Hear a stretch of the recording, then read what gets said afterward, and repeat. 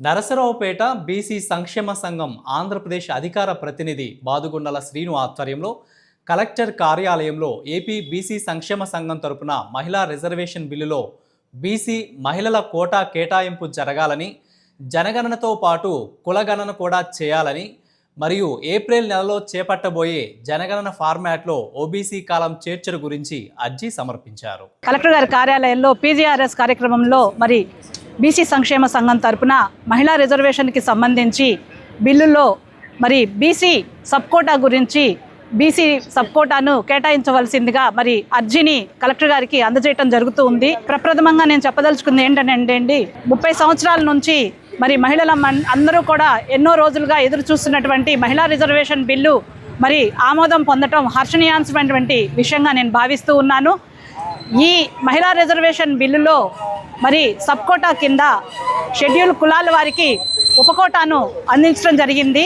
అందులోనే భాగంగా ఓబీసీ మహిళా కోటాను కూడా తేల్చాల్సినదిగా మేమందరం కూడా మహిళా మనులందరి తరపున మేము విజ్ఞప్తి చేస్తూ ఉన్నాము.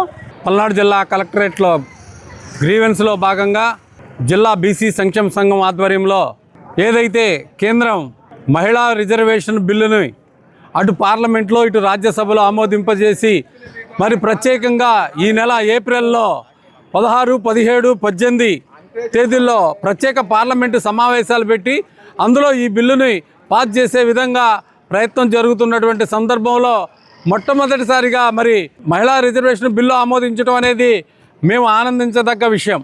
కానీ ఆ మహిళా కోటాలో మా ఓబీసీ మహిళా కోటా ఎంత అనేది కూడా కేంద్ర ప్రభుత్వం పూర్తి స్థాయిలో గనక ప్రకటిస్తే ఆ యొక్క బిల్లుకు దేశవ్యాప్తంగా ఉన్నటువంటి మహిళలతో పాటు ఓబీసీ మహిళలు కూడా సార్థకత ఉంటుందని చెప్పేసి, అలాగే ఈ బిల్లులో ఓబీసీ మహిళా కోటా ఎంత అనేది చెప్పడం వల్ల దేశంలో అటు అసెంబ్లీలకు కానివ్వండి, పార్లమెంట్లకు కానివ్వండి మా బీసీ మహిళలు రాజకీయంగా ప్రాతినిధ్యం వహించే అవకాశాలు ఎక్కువగా ఉంటాయి. కాబట్టి అనేక మంది రాజకీయ నేతలుగా ఎదిగే అవకాశం ఉంది.